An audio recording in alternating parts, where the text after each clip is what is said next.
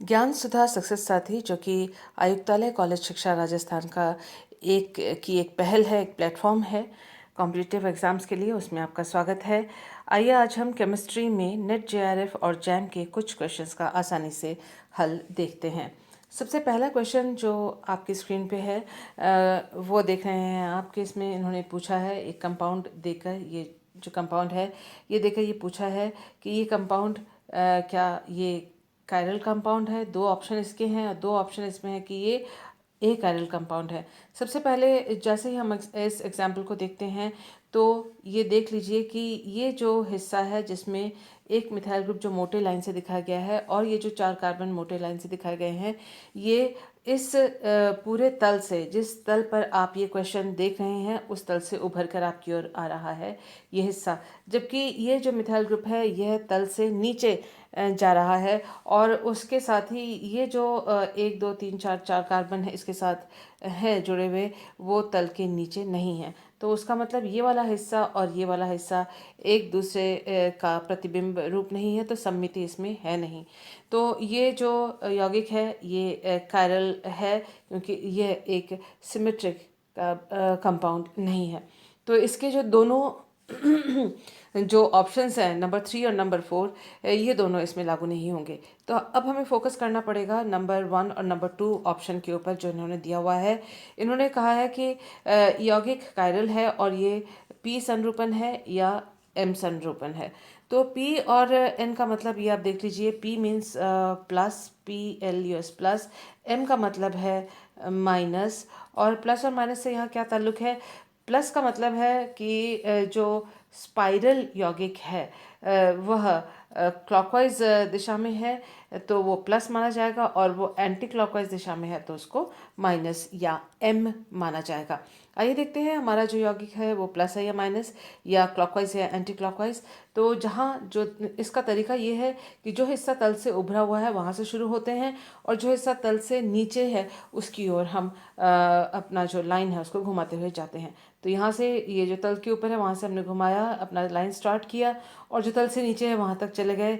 तो ये देखते हैं कि मॉलिक्यूल के सारे सारे जब हम यहाँ गए, एक स्प्रिंग की तरह ये मॉलिक्यूल है और स्पाइरल मॉलिक्यूल है। हम देख रहे हैं कि ये क्लॉकवाइज डायरेक्शन है, तो इसलिए ये पी संरूपन है। तो इसका आंसर 1 होगा कि the compound is chiral and has P configuration. Let us look into the next question.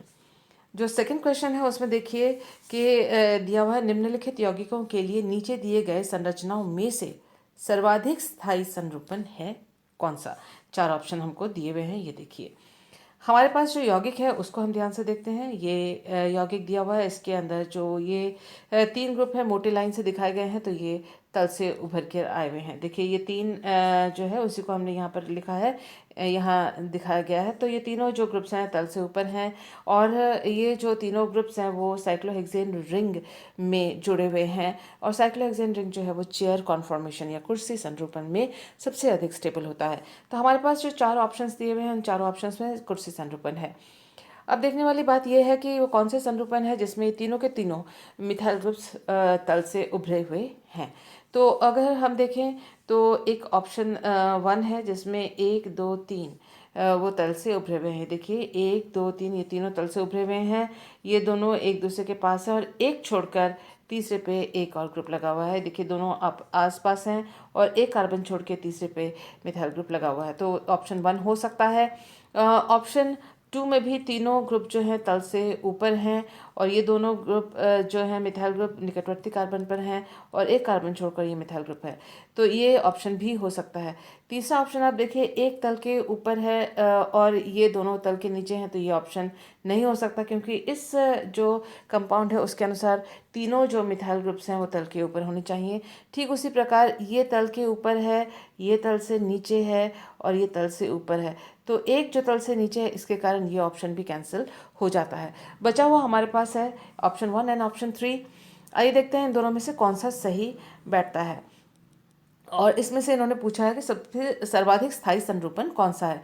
तो सर्वाधिक स्थायी संरूपण ढूंढने के लिए हम देखेंगे कि सबसे कम प्रतिकर्षण किसमें है, स्टेरिक प्रतिकर्षण यानी त्रिविम प्रतिकर्षण, त्रिविम बाधा जिसमें कम होगी, और इलेक्ट्रॉन इलेक्ट्रॉन प्रतिकर्षण, इलेक्ट्रॉन इलेक्ट्रॉन रिपल्शन जिसमें कम होगा, वो सबसे स्थायी होगा।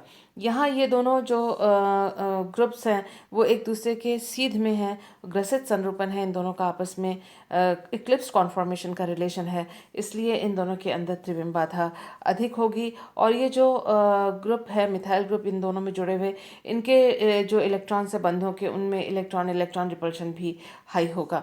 तो हम जो नंबर 3 वाला जो ऑप्शन हमारे पास दिया हुआ है उसमें देखिए कि कोई भी दो ग्रुप्स आपस में एक सीध पर नहीं है, इक्लिप्स कॉन्फॉर्मेशन या ग्रसित संरूपण में नहीं है, तो एक दूसरे की सीध में कोई भी ग्रुप नहीं है ऑप्शन नंबर 3 में, और जिससे कि इसमें स्टेरिक रिपल्शन या त्रिविम प्रतिकर्षण और इलेक्ट्रॉन इलेक्ट्रॉन प्रतिकर्षण जो बंधों के एक सीध में होने की वजह से उन बंधों के इलेक्ट्रॉन में जो प्रतिकर्षण होता है वो नंबर 3 में सबसे कम है। नंबर 2 और नंबर 4 कैंसल इसलिए हुआ क्योंकि उसमें एक ग्रुप ऊपर है और 2 ग्रुप तल से नीचे है, तो यहाँ 2 ग्रुप तल से ऊपर है, एक तल से नीचे है, तो ये दोनों कैंसिल आउट हो गए।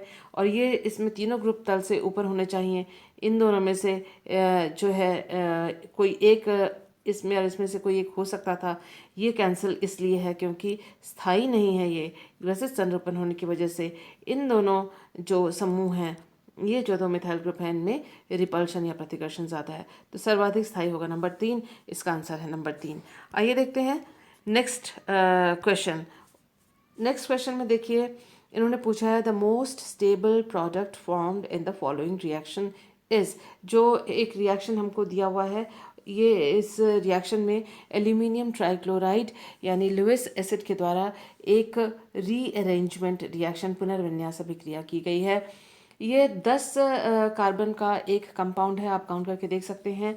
ये 5 सदस्यीय वाला है, तो यानी 5 ये हो गए, 5 उसके बाद 6 7 8 9 और ये 10वां कार्बन है। एक बार और देख लेते हैं, अगर तसल्ली से आप देखना चाहें, ये 5 कार्बन का रिंग है, तो 5 6 7 8 9 और ये 10, तो ये टोटल मिला के 10 कार्बन है। और क्योंकि ये पुनर्विन्यास अभिक्रिया है तो इन सभी ऑप्शंस में 10 कार्बन्स हैं, 10 कार्बन है।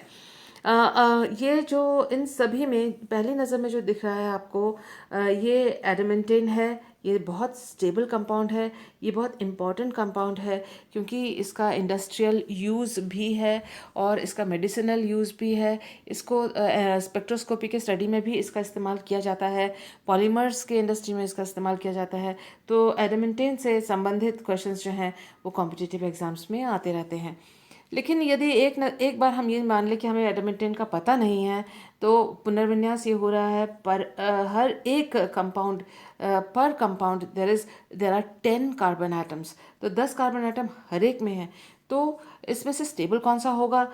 इसमें 3 सदस्यीय एक वाला है, स्टेबल नहीं होगा क्योंकि इसमें बहुत ज़्यादा तनाव, बहुत ज़्यादा स्ट्रेन है। ये 4 सदस्यीय वाला है, इसमें भी बहुत तनाव होगा। इसमें देखिए आप, ये 5 सदस्यीय वाला है, ये भी 5 सदस्यीय वाला है, और जो यहाँ पर ये नीचे देख रहे हैं आप, इस तरफ जो वलय हैं, ये 6 सदस्यीय वलय, इसमें से कोई भी नहीं है।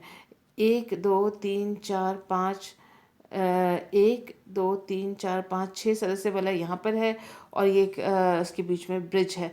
तो कुल मिलाकर ये जो मॉलिक्यूल है वो उतना स्थायी नहीं है जितना कि एडमेंटेन है, क्योंकि इसमें आप देखिए एक ये कुर्सी संरूपण है 6 मेंबर्ड रिंग का, इसमें कुर्सी संरूपण नहीं है। ये एक दूसरा कुर्सी संरूपण है जो आप देख रहे हैं, ये कुर्सी संरूपण है, और एक पिछली तरफ जो है यहाँ से और यहाँ तक जो रिंग शुरू होती है ये वाली, वो भी कुर्सी संरूपण में 3 रिंग आपस में फ्यूज्ड हैं, जुड़े हुए हैं। तो एडमेंटेन इसका आंसर है, यानी ऑप्शन नंबर 1 इसका उत्तर है, क्योंकि दूसरे जो हैं जितने भी यौगिक हैं वो उतने स्थायी नहीं हैं जितना कि इसका कॉन्फ़िगरेशन है। आइए देखते हैं नेक्स्ट क्वेश्चन।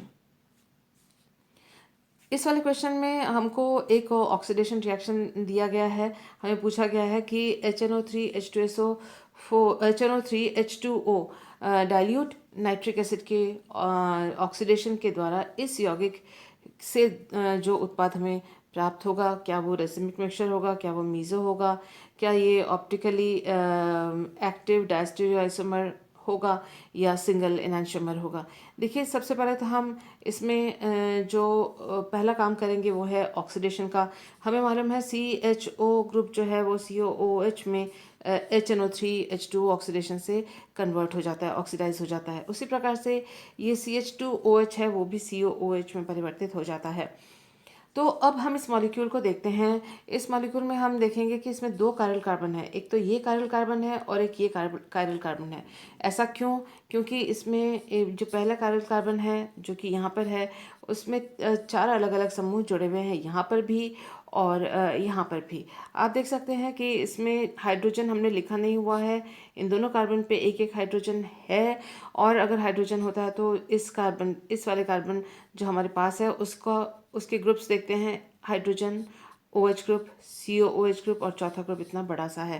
तो ये चारों ग्रुप एक दूसरे से अलग हैं, तो ये कार्बन जो है कायरल कार्बन है। दूसरा, हम दूसरे वाले कार्बन को देखते हैं। इस वाले कार्बन को, इसमें एक हाइड्रोजन जुड़ा हुआ है, फिर OH है, COOH है और जो चौथा ग्रुप इतना बड़ा है। तो दोनों कार्बन इसमें कायरल कार्बन हैं। एक और चीज़ जो हमें नज़र में आती है वो ये कि दोनों ही कार्बन में सारे जो समूह हैं वो एक समान है। कैसे? इसमें OH, इसमें भी OH, इसमें COOH, इसमें भी COOH। यहाँ एक हाइड्रोजन जो नहीं लिखा हुआ है, इसमें भी एक हाइड्रोजन जो नहीं लिखा हुआ है। तो हमें मालूम है कि ऐसी स्थिति जो होती है वो मीज़ो में होती है। लेकिन मीज़ो में दोनों जो कायरल कार्बन होते हैं उनके एक समान सारे ग्रुप्स होते हैं, लेकिन ये देखने में मीज़ो तो नहीं लग रहा है। एक बात हमें यहाँ जानना ज़रूरी है, जो फिशर प्रोजेक्शन फार्मूला हम बनाते हैं स्टडी के लिए, मीज़ो आइसोमर के लिए, वो केवल इक्लिप्स्ड या ग्रसित संरूपण के लिए होती है।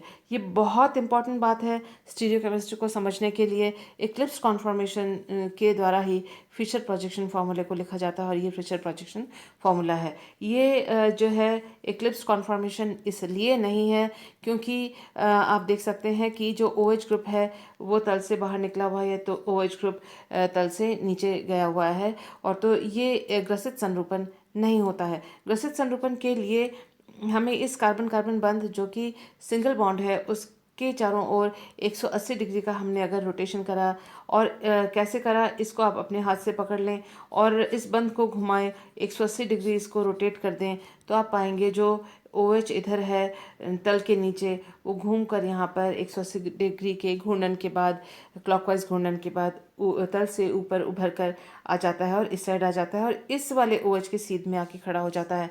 उसी तरह से जो ये COOH तल पर था, 180 के घूर्णन के बाद इस तरफ तल के ऊपर ही आ जाता है और इसकी सीध में आके उपस्थित होता है। अब हम देखते हैं कि हमें ये जो कंपाउंड मिला है उससे हमें ग्रसित संरूपण जो प्राप्त होता है, इसमें OH के सीध में है, H के समान सीध में है, COOH के सीध में है। ये होता है मीज़ो आइसोमर। जब इसका हम फिशर प्रोजेक्शन फार्मूला बनाएंगे तो हम देखेंगे OH के साथ हमने OH को लिखा, H के साथ हमने H को लिखा, COH के साथ के सीध में COH को लिखा। तो इस तरह से हम ये पाते हैं कि ये जो मॉलिक्यूल अब फिशर प्रोजेक्शन में लिखा गया है, इसमें बहुत आसानी से हम बीच में अगर एक मिरर रखते हैं, दर्पण रखते हैं, तो एक हिस्सा दूसरे हिस्से का प्रतिबिंब रूप है और ये मीज़ो आइसोमर है। ये इसलिए इसमें जो ऑप्शन नंबर 2 है वो इसका सही उत्तर है कि ऑप्टिकली इनएक्टिव इसलिए होगा क्योंकि ये जो उत्पाद है वो मीज़ो आइसोमर होगा।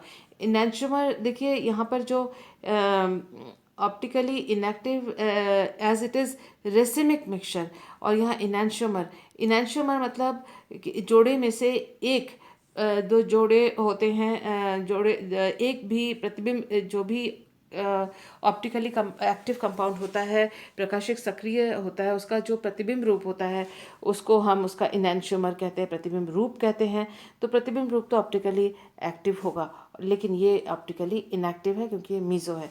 ये आंसर सही नहीं है। सिंगल डायस्टीरियोआइसोमर जो है वो ऑप्टिकली एक्टिव है, लेकिन इसकी ऑप्टिकल एक्टिविटी तो होगी नहीं, और इसमें रेसिमिक मिक्सचर इसलिए नहीं बनेगा क्योंकि रेसिमिक मिक्सचर बनने के लिए जो कार्बन कार्बन बंध का टूटना ज़रूरी होता है।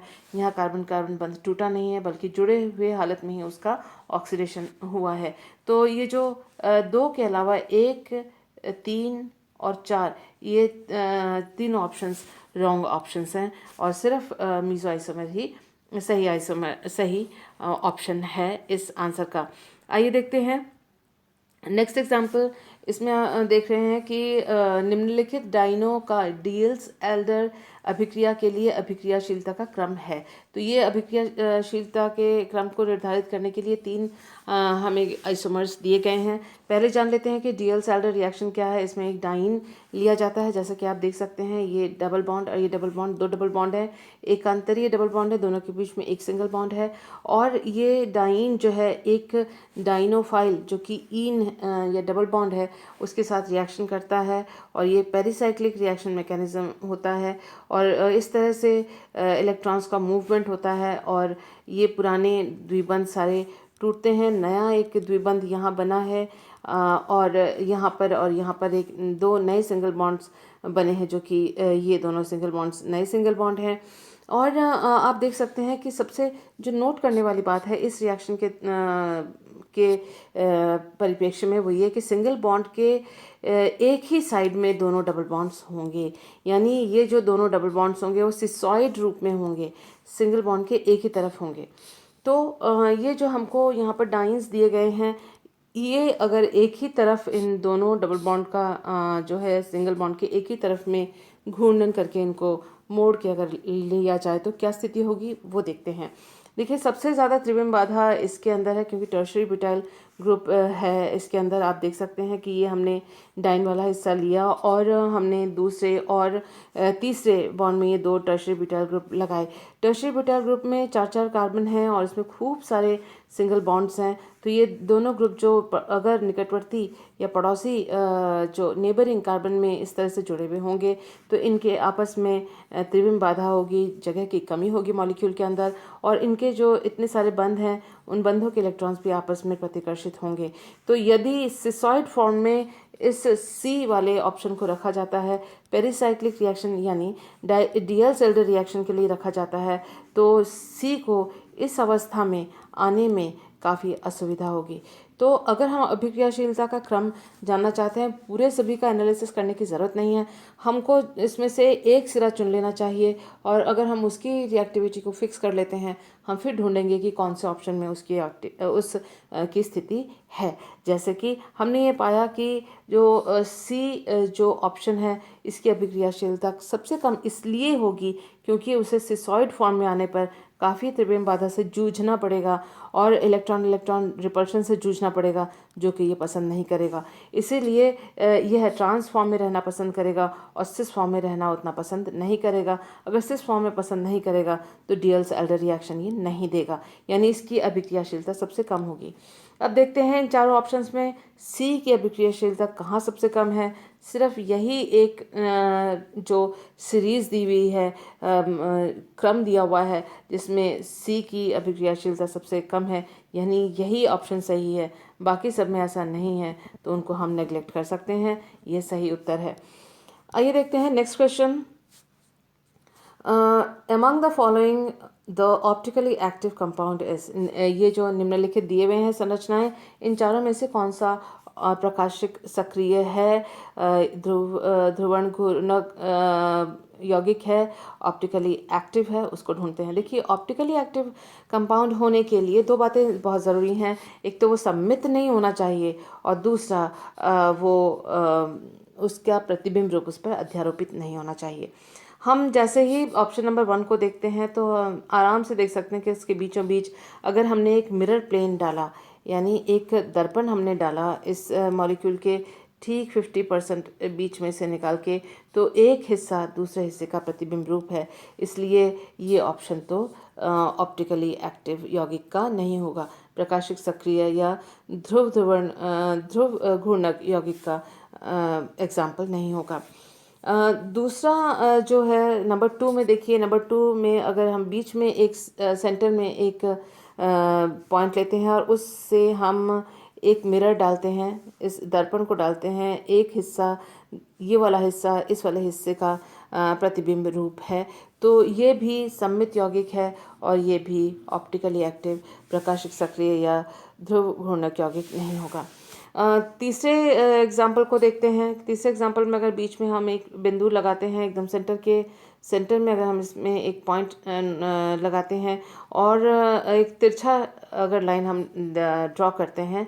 चलिए मैं आपको इसको इस प्रकार से दिखाती हूँ। अगर ये साइक्लोब्यूटेन है और एक इससे ऊपर मिथाइल ग्रुप है,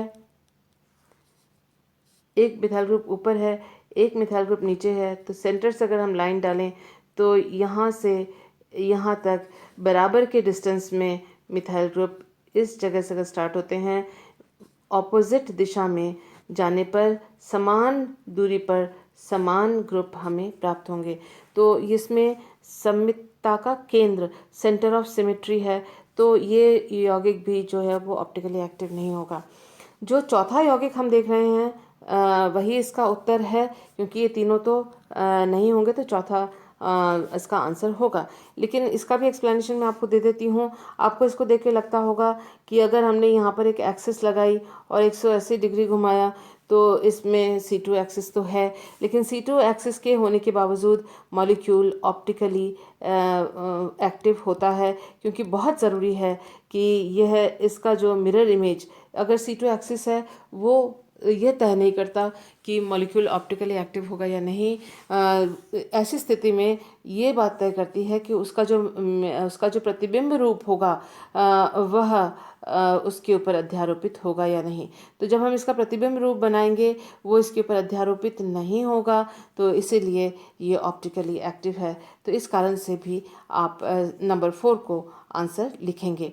तो दो चीज़ें हमने देखी हैं कि हमने इन तीनों को नेग्लेक्ट किया, इन दोनों तीनों को हमें पता पड़ा कि ये नेगेट हो रहे हैं, ये उत्तर नहीं है, तो चौथा ही उत्तर है। और चौथा उत्तर क्यों है उसका भी रीज़न मैंने आपको यहाँ बताया है।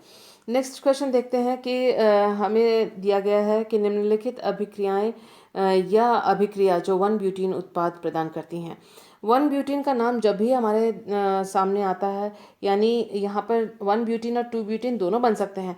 देखिए 1, 2, 3 और 4, या तो ये 2-ब्यूटीन बने या फिर ये 1-ब्यूटीन बने, तो दोनों ऑप्शंस इसके अंदर हैं। तो हमसे उन्होंने 1-ब्यूटीन का ऑप्शन मांगा है। 1-ब्यूटीन का ऑप्शन मांगा है तो उसका मतलब बहुत सबसे जो पहले हमारे दिमाग में आती है वो है quaternary ammonium ion. Quaternary ammonium ion जो है वो बेस की उपस्थिति में हमेशा 1-ब्यूटीन देगी, क्योंकि इसमें इतना बड़ा आकार है। त्रिविम बाधा के कारण जो बेस है वो यहाँ के जो कम बाधित या जिसमें कम स्टेरिक हिंड्रेंस, कम त्रिविम बाधा है, उस वाले मिथाइल ग्रुप से एक हाइड्रोजन को आकर्षित करेगा ये बेस। और ये वाला बेस जो है इसके बड़े आकार के कारण पास वाले कार्बन यानी इस वाले कार्बन पर आकर प्रोटॉन निष्कासित नहीं कर सकता। हॉफमैन एलिमिनेशन का रूल है, ये आपने पढ़ा होगा। तो उसका मतलब जो हमारे पास 1-ब्यूटीन उत्पाद प्रदान की बात इन्होंने कही हुई है, तो ऑप्शन में हर हालत में C तो होना ही चाहिए। तो हम देख रहे हैं कि जो नंबर 3 और नंबर 4 है उसमें C है, 1 और 2 को हमने खारिज कर दिया क्योंकि ये तो हो ही नहीं सकते। अब हम देखते हैं कि A और इसमें दिया हुआ है A और यहाँ दिया हुआ है D। A और D में से कौन ऐसा होगा जो 1-ब्यूटीन देगा और 2-ब्यूटीन मेजर प्रोडक्ट के रूप में नहीं देगा। अब देखते हैं कि जो ऑप्शन A है उसमें जो BR लगा हुआ है वह कार्बन नंबर 1 पे लगा हुआ है, और जो प्रोटॉन है जो यहाँ ये होना चाहिए था C2 प्रोटॉन पर ही टर्शियरी ब्यूटॉक्साइड जो है वो यहाँ पर आके आक्रमण करेगा। C1 पे Br जुड़ा हुआ है, C2 के प्रोटॉन पर टर्शियरी ब्यूटॉक्साइड पीछे से आक्रमण करेगा और ये ब्रोमो ग्रुप जो है वो निकल जाएगा। एलिमिनेशन का ये प्रोसेस है। तो इसमें हर हालत में C1 और C2 के बीच में ही डबल बॉन्ड बनेगा। ये C2 है, C1 नहीं है, इसको थोड़ा आप करेक्ट कर लीजिएगा। इसके अलावा हम जब हम ऑप्शन डी को देखते हैं तो ये जो OH ग्रुप है एसिड की प्रेजेंस में ये OH ग्रुप OH2 प्लस के रूप में परिवर्तित हो जाएगा और निष्कासित हो जाएगा, जिसकी वजह से यहाँ पर एक कार्बोनियम आयन मध्यवर्ती बनेगा। ये जो कार्बोनियम आयन मध्यवर्ती है इसमें जो ऑप्शन है वो जो C2 और C3 के बीच में यानी 2 ब्यूटीन के उत्पाद के बनने का ऑप्शन सबसे ज़्यादा इसके अंदर होता है एलिमिनेशन रिएक्शन के द्वारा। तो इसका आंसर होगा आंसर नंबर 3, जो कि यहाँ दिया हुआ है, केवल A और C ऐसे होंगे जो 1 ब्यूटीन उत्पाद देंगे। नेक्स्ट हम देख रहे हैं among the following compound that will have the highest rate for nucleophilic substitution through SN1 mechanism। निम्नलिखित में से SN1 mechanism की का दर सबसे ज़्यादा किस में है। अब देखते हैं इसको ध्यान से। इस मॉलिक्यूल को हम देख रहे हैं कि इसमें जो लीविंग ग्रुप है, निष्कासित होने वाला समूह है, इन चारों में एक समान है। बड़ा सा एस्टर ग्रुप है जो यहाँ से निकलने वाला है, तो बड़ा ग्रुप इसमें से निकलने वाला है और रिएक्शन होने वाली है SN1। SN1 में आप जानते हैं कि पहले एक कार्बोनियम आयन बनता है और उस कार्बोनियम आयन में जो है कार्बोनियम आयन मध्यवर्ती बनता है और कार्बोनियम आयन में त्रिविम बाधा 4 बॉन्ड के तुलना में 3 बॉन्ड जब होते हैं तो उसमें ज़्यादा त्रिविम बाधा बहुत कम हो जाती है। यानी अगर कोई कार्बन है और उसमें 4 बॉन्ड्स जुड़े हुए हैं, एक बॉन्ड निकल जाता है, टूट कर हट जाता है, बाकी बचते हैं 3 और उसमें एक प्लस चार्ज आया, ये है SN1 की क्रियाविधि का हिस्सा। तो इन चारों में अगर हमें ये मालूम है कि SN1 के पहले स्टेप में कार्बोनियम आयन बनता है, तो किसको ज़रूरत होगी सबसे ज़्यादा कि एक ग्रुप बाहर निकल जाए? जहाँ धक्का मुक्की, जहाँ भीड़ भाड़ ज़्यादा है। तो आप देखें यहाँ एक मिथाइल ग्रुप जुड़ा हुआ है और यहाँ इस तरह से एक उससे भी बड़ा ग्रुप जुड़ा हुआ है। यहाँ एक जो हाइड्रोजन, एक मिथाइल ग्रुप को जोड़ हटाकर एक और हाइड्रोजन को हटाकर एक और मिथाइल ग्रुप जोड़ा हुआ है। तो आप देख सकते हैं कि यहाँ पर tertiary butyl, tertiary butyl, tertiary butyl, 3 tertiary butyl groups जो हैं चौथे नंबर के मॉलिक्यूल में जुड़े हुए हैं। तो यहाँ पर ये वाला जो कार्बन है, ये जो कार्बन है, ये जो कार्बन है, ये वाला कार्बन है और ये जो टर्शरी ब्यूटाइल कार्बन है, ये वाला बॉन्ड कार्बन और ऑक्सीजन का टूटने वाला है। तो किसको ज़्यादा ज़रूरत होगी? यहाँ धक्का मुक्की बहुत ज़्यादा है, त्रिविम बाधा ज़्यादा है, तो इसको जल्दी होगी कि किसी तरह से बॉन्ड टूटे और इसको त्रिविम बाधा से मुक्ति मिले। और SN1 में हमेशा त्रिविम बाधा अधिक होने के कारण ही कार्बन के साथ बंध टूटता है, कार्बोनियम आयन मध्यवर्ती बनता है। तो आंसर होगा 4। आइए देखते हैं नेक्स्ट क्वेश्चन। नेक्स्ट क्वेश्चन में दिया हुआ है कि नीचे दी गई अभिक्रिया की ऊर्जा परिच्छेदिका में स्पीशीज A किस स्थान के संगत होगी? तो हमको ये रिएक्शन दिया हुआ है। रिएक्शन बड़ा ही इजी रिएक्शन है, बहुत ही कॉमन रिएक्शन है। ये है Friedel crafts acylation reaction. Benzene का जो ल्यूइस एसिड के साथ और एसाइल क्लोराइड के साथ रिएक्शन करवाया गया है और ये हमको उत्पाद के रूप में मिला है। तो ये एक सब्स्टिट्यूशन रिएक्शन है, प्रतिस्थापन अभिक्रिया है। और इसमें आप देख सकते हैं कि इलेक्ट्रोफिलिक प्रतिस्थापन अभिक्रिया में जो मध्यवर्ती बन रहा है वो ये है। हमें मालूम है कि मध्यवर्ती, और मध्यवर्ती किस प्रकार का, जो कि अनुनाद के द्वारा स्थायी है। ये आप देख सकते हैं जो डॉटेड लाइन लिखा हुआ बनाया हुआ है, उसका मतलब ये जो बीच का जो प्लस चार्ज है इस तरह से है। ये जो बीच का जो प्लस चार्ज है वो इस प्रकार से दिखाया गया है। उसका मतलब ये है, ये हाइड्रोजन, ये COCH3, उसका मतलब ये है जो प्लस चार्ज है 1, 2, 3, 4 और 5, इन 5 कार्बन में पूरी तरह से अनुनाद के द्वारा फैला हुआ है। तो ये एक स्थायी मध्यवर्ती है। स्थायी मध्यवर्ती का अर्थ है कि उसकी एनर्जी थोड़ी सी कम होगी। वैसे भी अभिक्रिया 2 चरणों में पूरी होती है। एक चरण में जब रिएक्शन पूरा होता है तो उसमें सिर्फ पीक हाइट होते हैं, पीक होता है, और जब 2 चरणों में पूरा होता है तो दो पीक्स के बीच में एक डिप होता है, एक ऊर्जा कूप होता है। तो ये जो मध्यवर्ती है वो हमेशा ऊर्जा कूप में स्थित होती है। हमें ये मालूम है जो शीर्ष है, पीक, जो पीक है एनर्जी प्रोफाइल डायग्राम का या ऊर्जा आरेख का, उस पीक पर संक्रमण अवस्था होती है और यहाँ पर मध्यवर्ती, और ये मध्यवर्ती है तो वो ऊर्जा कूप में ही होगी। तो इसका आंसर क्या होना चाहिए? इसका आंसर होना चाहिए 2, क्योंकि ये 1 लिखा है, ये 2 लिखा है, ये 1 लिखा है, ये 2 लिखा है, ये 3 लिखा है, ये 4, तो 2 पर ये होगा, 2 इसका आंसर है। आइए देखते हैं नेक्स्ट क्वेश्चन।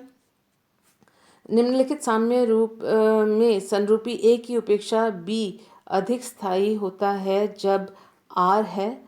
देखिए ये साइक्लोहेक्सेन दिया हुआ है और साइक्लोहेक्सेन का कुर्सी संरूपण स्थायी होता है। कुर्सी संरूपण में भी अगर प्रतिस्थापन जो है इक्वेटोरियल यानी उसमें ई पोजीशन पे हो तो वो ज़्यादा स्थायी होता है, क्योंकि जो इक्वेटोरियल समूह हैं वो जो रिंग से दूर की ओर फैले होते हैं। जो एक्सियल होता है, अक्षीय होता है, वो रिंग के पास होते हैं, इसलिए वो अस्थायित्व प्रदान करते हैं। अब हम ये पूछा गया है कि इसमें से बी संरूपण जो कि जिसमें दोनों ग्रुप जो हैं इक्वेटोरियल हैं, तो वो किस में स्थायी होगा? बहुत सिंपल है। देखिए मिथाइल ग्रुप में अगर क्लोरो और OMe ये तीनों जो ग्रुप्स हैं, अगर वो अक्षीय या एक्सियल पोजीशन पे होंगे तो इसको अस्थायी कर देंगे। तो इन ये तीनों आंसर तो इसके होंगे ही नहीं। बचा हमारे पास फ्लोरो ग्रुप का सवाल। तो फ्लोरो ग्रुप है तो वो स्थायी क्यों होगा? आइए हम देख लेते हैं क्यों होगा। कि ये देखिए, अगर इसकी जगह अगर F लगा हुआ हो, R की जगह F लगा हुआ हो, यही पूछा गया है, तो इसके ठीक इधर एक्सियल पोजीशन पे हाइड्रोजन होगा, इस जगह पे हाइड्रोजन होगा।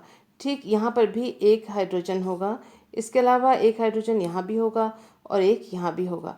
लेकिन फ्लोरो की खासियत ये है, ये छोटे आकार का समूह है, इलेक्ट्रोनेगेटिव बहुत ज़्यादा है, ये क्लोरो से ज़्यादा इलेक्ट्रोनेगेटिव है और यह है हाइपर कॉन्जुगेशन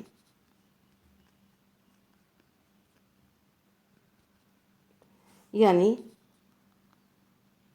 अति पर संयुग्मता के द्वारा कार्बन हाइड्रोजन बंध के इलेक्ट्रॉन को अपनी ओर आकर्षित करता है।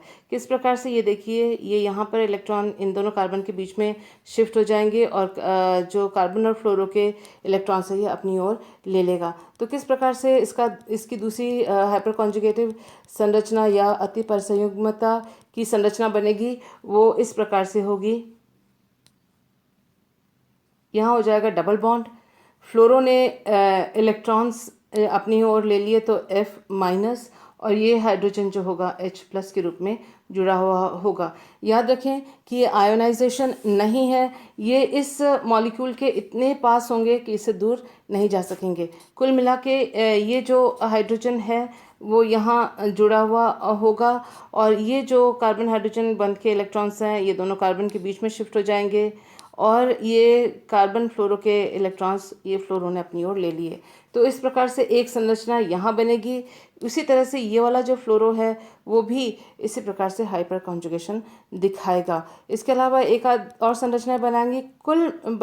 कुल मिला के हमारा ये कहना है कि ये जो अति पर संयुग्मता या हाइपर कॉन्जुगेशन की जो फिनोमेनन है वह क्लोरो, मिथाइल या OMe ये तीनों समूह प्रदर्शित नहीं कर सकते। इसका अकेले का कैपेसिटी है कि क्षमता है कि ये हाइपर कॉन्जुगेशन के द्वारा एक्सियल पोजीशन में एक्स्ट्रा स्टेबिलिटी प्राप्त करता है। तो इसलिए इसका उत्तर होगा नंबर 2 फ्लोरो। आइए देखते हैं नेक्स्ट क्वेश्चन। नेक्स्ट क्वेश्चन में दिया हुआ है कि ये A और B के बीच में क्या संबंध है। हमारे पास दो ये स्ट्रक्चर्स दिए हुए हैं, इनके बीच में क्या संबंध है। पहला है कि होमोमर यानी समरूप ये किसी भी हालत में नहीं है। कैसे? क्योंकि देखिए ये ट्रांस में दोनों हाइड्रोजन है, ये तो चलो सही बात है, लेकिन ये इक्वेटोरियल CH3 है और ये एक्सियल CH3 है जो कि एक दूसरे के समान नहीं है। तो पहला ऑप्शन नहीं है। दूसरा ऑप्शन में देखिए ये दोनों इनैंशियोमर है। इनैंशियोमर मतलब एक दूसरे के प्रतिबिंब रूप हैं। तो यानी अगर बीच में हम मिरर या दर्पण रखते हैं तो हम देखेंगे कि ये किसी भी हालत में एक दूसरे के प्रतिबिंब रूप नहीं होंगे। चाहे आप इस स्ट्रक्चर को यहाँ नीचे लगा के रख लीजिए, ऐसे प्रतिबिंब लगाइए, चाहे किसी भी प्रकार से लगाइए, ये दोनों एक दूसरे के प्रतिबिंब रूप नहीं होंगे। उसकी वजह भी वही है कि ये इक्वेटोरियल है और ये एक्सियल है। प्रतिबिंब के रूप में ये दोनों के दोनों इक्वेटोरियल या दोनों के दोनों एक्सियल होने चाहिए, जो कि कंडीशन इनमें नहीं है। तो दूसरा जो है वो भी कैंसिल हुआ, दो कैंसिल हो गए। जो तीसरा है वो है डायस्टीरियो आइसोमर और चौथा है कॉन्फॉर्मर्स। देखिए कॉन्फॉर्मर्स या संरूपी जो हैं एक दूसरे में बंध को बिना तोड़े एक दूसरे में परिवर्तित हो जाने चाहिए, या हम इसमें कुछ ट्विस्ट करें या इसको घूर्णित करें तो एक आइसोमर दूसरे आइसोमर में परिवर्तित हो जाना चाहिए। लेकिन हम ये देखते हैं कि जो आइसोमर ए है वो आइसोमर बी में तभी परिवर्तित हो सकता है जब हम CH3 को तोड़ें, CH को तोड़ें और आपस में इनकी पोजीशन को एक्सचेंज करें। तो इनको एक दूसरे में परिवर्तित तब तक नहीं किया जा सकता जब तक बंधों को हम तोड़ नहीं सकते। तो ये लास्ट जो ऑप्शन है संरूपी का वो भी नहीं है। अप्रतिबिंब बी त्रिविम समावयव डायस्टीरियो आइसोमर, यानी ऐसे ऑप्टिकल आइसोमर, ऐसे स्टीरियो आइसोमर जो एक दूसरे के प्रतिबिंब रूप नहीं हैं। ये बात एकदम सही है, क्योंकि ये दोनों एक दूसरे के प्रतिबिंब रूप नहीं है, वो तो हमने देख ही लिया है, और परंतु ये एक दूसरे के समावयव तो हैं ही, स्टीरियो आइसोमर हैं। तो इसका ऑप्शन होगा, आंसर होगा 3 डायस्टीरियो आइसोमर। नेक्स्ट क्वेश्चन देखते हैं। देखिए इस में लिखा हुआ है कि निम्नलिखित अणु का सर्वाधिक स्थायी संरूपण क्या है। तो ये देखिए साइक्लोहेक्सेन का एक डेरिवेटिव है यहाँ पर, और एक कार्बन पे है डबल बॉन्ड, और इसमें ये जो तीसरा और चौथा ये जो ऑप्शंस है हम उसको सिरे से पहले खारिज कर देते हैं, क्योंकि ये दोनों जो हैं वो बोट कॉन्फॉर्मेशन में नहीं है, ट्विस्ट कॉन्फॉर्मेशन में है। ये चेयर कॉन्फॉर्मेशन में नहीं है, ये बोट या ट्विस्ट बोट दिखाया हुआ है, तो वो ज़्यादा स्थायी नहीं होता कुर्सी संरूपण के तुलना में। तो हमने इन दोनों को कैंसिल किया, किसे 3 को और 4 को, क्योंकि ये नौका संरूपण या जो ट्विस्ट बोट संरूपण है। तो ऑप्शन 1 और 2 में से हो सकता है। अब आप देखें कि यहाँ एक हिच है। हम अधिकतर ये कहते हैं कि जो बड़ा समूह है वह इक्वेटोरियल में हो तो वलय से के अक्ष से दूर होगा तो ज़्यादा स्थायी होगा। लेकिन यहाँ इक्वेटोरियल पोजीशन पे जो आप देख सकते हैं एक बड़ा सा समूह है जिसमें डबल बॉन्ड भी है। डबल बॉन्ड यानी पाई बंध है, पाई बंध के इलेक्ट्रॉन्स होते हैं अपने, जो कि सिग्मा बंध की तुलना में कम प्रबलता से बंधे हुए होते हैं। अगर उसी के पास इक्वेटोरियल पोजीशन में Me ग्रुप हो, मिथाइल ग्रुप हो, तो ये इस ग्रुप के बाकी सदस्यों के पास भी आ जाता है। इसके मिथाइल ग्रुप के इलेक्ट्रॉन्स और इस पूरे समूह के जो इलेक्ट्रॉन्स हैं जो कि इक्वेटोरियल पोजीशन पे हैं वो आपस में एक दूसरे से टकराव की स्थिति में आते हैं, प्रतिकर्षण की स्थिति में आते हैं। जबकि अगर मिथाइल ग्रुप एक्सियल पोजीशन पे है, क्योंकि देखिए ये इसके साथ निकटवर्ती कार्बन पे ही जुड़ा हुआ है, तो अगर एक्सियल पोजीशन पे है तो इस पूरे जो बड़े समूह, बड़े आकार के समूह और इसके इलेक्ट्रॉन्स के हुजूम से ये जो मिथाइल ग्रुप है वह दूर हो जाएगा, तो इनके बीच में रिपल्शन नहीं होगी। इसीलिए यहाँ पर मिथाइल ग्रुप एक्सियल होते हुए भी स्थायित्व प्रदान करता है, क्योंकि इक्वेटोरियल के अवस्था में इनके बीच में प्रतिकर्षण, त्रिविम बाधा, स्टेरिक रिपल्शन और इलेक्ट्रॉन रिपल्शन इसमें होगा, तो ये भी कैंसल्ड है। बचा 2, so this is the right answer. Let's see the next question. Okay, we are up. तो आज के इन सभी क्वेश्चंस के लिए आप एक बार रिवाइज करके देख लीजिएगा। बहुत आसानी से आप देख सकते हैं कि आप स्टीरियो केमिस्ट्री के क्वेश्चन को सॉल्व कर सकते हैं। Thank you for being with me.